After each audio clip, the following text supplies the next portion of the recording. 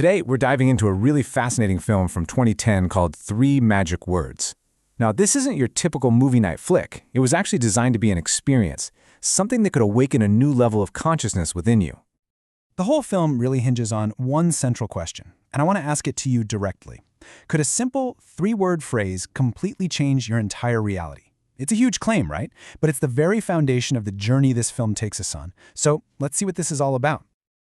Okay, so first things first, we've got to get our heads around what this film actually is. The people who made it were super clear.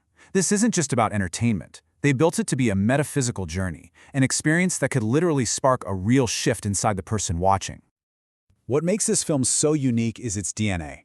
The director, Michael Perlin, does this amazing thing where he weaves together a cinematic story with direct spiritual teachings. He's pulling from all over, ancient wisdom, modern metaphysics, you name it. And it was made for a very specific type of person, anyone who's already on that path of self-discovery, who feels that there's something more to life. All right, let's get to the heart of it. What are these three magic words? Well, to really get their meaning, we first need to get crystal clear on one really important concept. And that concept is consciousness itself. See, the film works on this idea that consciousness isn't just something we have, it's what we are. It's this core awareness of ourselves and the world around us. And that's exactly what the film wants to transform. This quote from the film is our first major clue. It goes right after one of our deepest, most basic feelings, the feeling of being a separate person, isolated from everything else. The film just comes right out and says, that feeling of separation, it's an illusion. So if we're not separate and we're looking for the big answers about who we really are, well, the film is pretty adamant that we've been looking in all the wrong places. Not in books, not in gurus, not in some external system. The answers just aren't out there. Instead, the entire journey of the film and the journey it wants you to take is a turn inward. The path to real understanding is a path into your own self. And here we are. This is the destination of that inner journey. The three magic words aren't a secret password or some magic spell. They point to recognizing the divine I am that exists inside every single one of us. The idea is that the very core of your being, that sense of I am, is a piece of the same creative source that made everything. So the magic isn't in saying the words, it's in the realization of that incredible truth. So how does the film guide you to such a massive realization without just feeling like a boring lecture? Well, it uses a timeless story structure, the seeker's journey.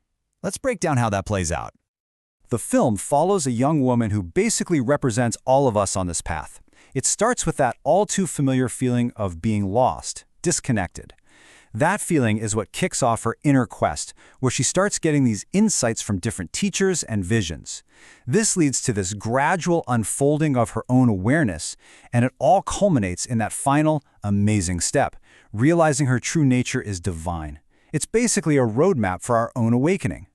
And it's important to know, this isn't some brand new idea they just came up with. The film's message is heavily inspired by a 1954 book of the same name by U.S. Anderson. So you can think of this movie as a modern take on that classic spiritual teaching, making it fresh and accessible for today. This all brings us to the film's ultimate purpose.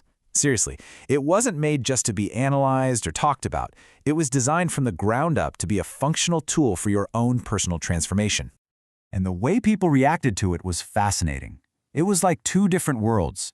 Mainstream critics kind of shrugged and called it a niche film, but spiritual communities, they got it.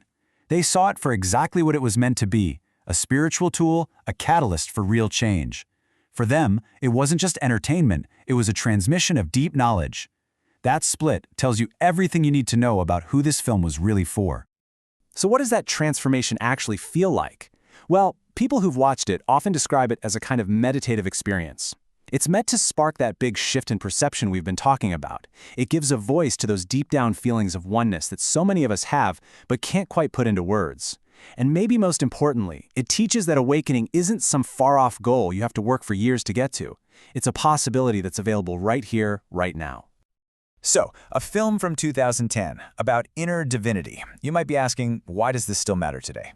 Well, the argument is that its message is actually more relevant now than ever. Let's look at its ultimate mission. In a world that can feel so divided and chaotic, the film's core lesson is this incredibly powerful reminder. It suggests that the real solution isn't just about changing things out there, but that deep inner change is the essential first step to creating a more loving and compassionate world for everyone. When you boil it all down, the film's mission is simple but so profound. It's here to plant a seed of remembrance, to help you remember your true nature. It's a wake-up call, asking you to shift from being a passive victim of circumstances to an active creator aligned with love. And crucially, it's not just about knowing this stuff, it's about practicing it every single day. And that leaves us with the final, powerful question that the film turns right back around on us. If you accept the idea that you are a divine creator with the power to shape your reality with your consciousness, then there's really only one question left to ask. What will you create?